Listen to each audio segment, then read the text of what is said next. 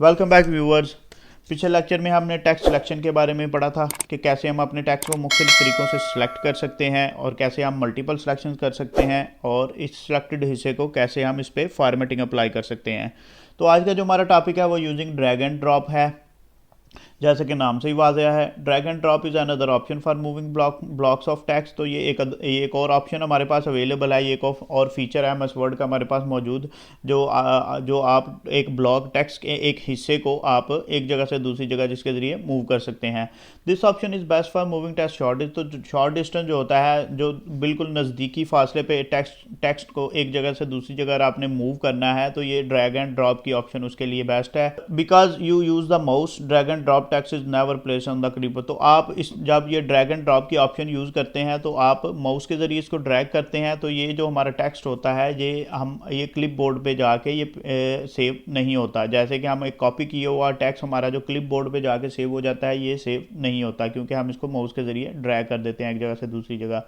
As you are dragging the text a grey insertion point appear. तो जब आप text को आप ड्रैग करना शुरू करते हैं एक जगह से दूसरी जगह, तो एक ग्रे जो है वो इंसर्शन पॉइंट जो है वो स्क्रीन पे नमूदार हो जाता है कि आप उस पॉइंट पे, मखसूस पॉइंट पे जाके आप इसको टेक्स्ट को ड्रॉप कर सकते हैं। ड्रॉप करेंगे तो वो वहाँ पे आपका टेक्स्ट एंटर इंसर्ट हो जाएगा उसके अंदर। तो चलिए देखते हैं ये ऑप्शन काम कैसे करता है। सबसे पहले हम अपने टेक्स्ट को सिलेक्ट कर लेंगे, जो भी हम टेक्स्ट सामने एक जगह से दूसरी जगह मूव करना है। मिसाल के तौर पे हमने ये पैराग्राफ सिलेक्ट कर लिया, हम उस पर डबल क्लिक करेंगे, ट्रिपल क्लिक, तो ये सिलेक्ट हो जाएगा। तो अगर आपने इसको मूव करना है तो क्या करेंगे, हम ये जो सिलेक्टेड हिस्सा है, जो सिलेक्टेड टेक्स्ट है, इसके ऊपर माउस के लेफ़्ट बटन के साथ क्लिक करेंगे। आप क्लिक करेंगे तो आप देखेंगे एक ग्रे सी लाइन भी उसके साथ आ गई है और कर्सर के नीचे एक डब्बा सा आ गया है। तो आप इसको जहाँ भी लेके जाएंगे कर्सर को, वो आप देख रहे हैं ग्रे जो लाइन है, इंसर्शन पॉइंट है, वो साथ साथ मूव हो रहा है।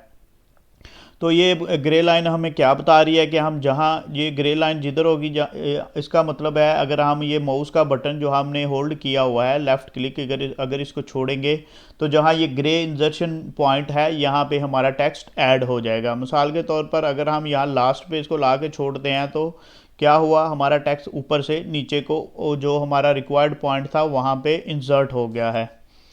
तो ये ऑप्शन इस तरह काम करती है। इसके अलावा हमारे पास एक और ऑप्शन है using drag and drop moving copy text, के हम ड्रैग एंड ड्रॉप के ऑप्शन को यूज़ करते हुए कैसे अपने टेक्स्ट की एक कॉपी बना सकते हैं। एक तो हमारे पास ऑप्शन है ही कि हम उसको सेलेक्ट करके कंट्रोल सी कॉपी के ज़रिए कॉपी करके दूसरी जगह पेस्ट कर दें। तो ड्रैग एंड ड्रॉप के ज़रिए हम ये कैसे करेंगे।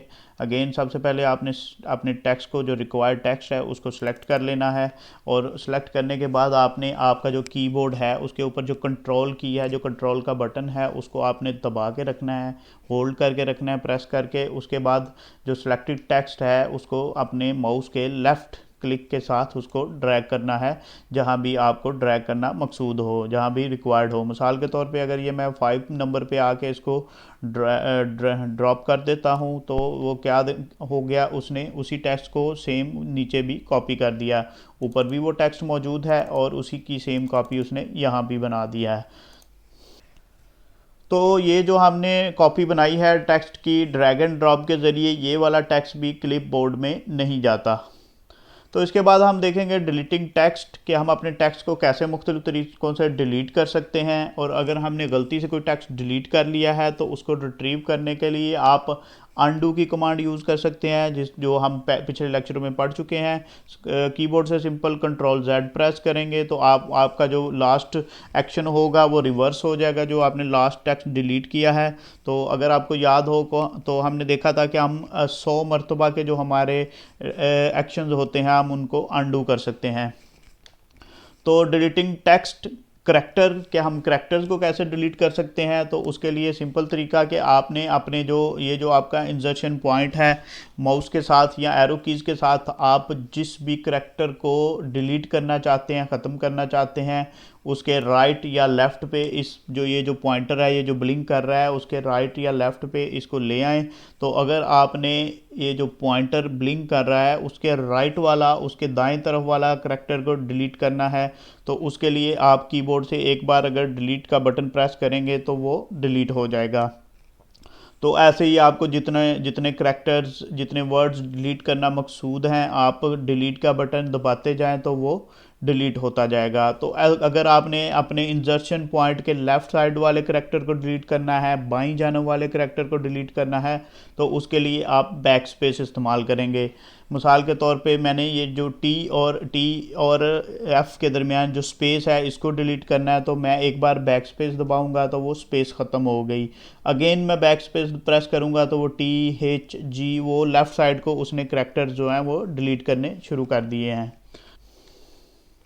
तो इसके अलावा हमारे पास टाइप ओवर है कि आप एक टेक्स्ट को सिलेक्ट कर लें और आप चाहते हैं कि उसकी जगह कोई नया टेक्स्ट ऐड करना चाहते हैं, वो ख़त्म हो जाए।